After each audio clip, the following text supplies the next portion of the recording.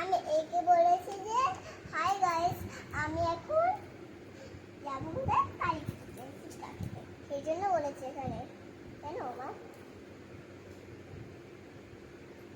তো দেখতেই পাচ্ছ যে আমার মেয়ে তোমাদের কি বলল।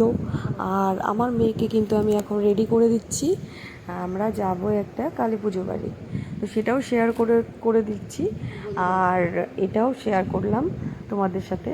তা আমার ছোটো মেয়ে কিন্তু সাজগোজ করতে খুব ভালোবাসে, যার কারণে ও একদম রেডি শেডি হয়ে আমার কাছে বসে পড়েছে যে মা আমাকে লিপস্টিক পরিয়ে দাও, তারপর আইলাইনার পরিয়ে দাও।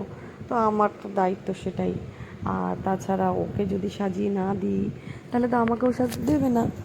তো সেই কারণে ওকে আগে রেডি করে দিয়ে দেন তারপরে আমরাও রেডি হব। আর এখন বাজে কিন্তু প্রায় 8:30টার বেশি বেজে গেছে। তো টাটা, সকলে ভালো থেকে সুস্থ থেকো।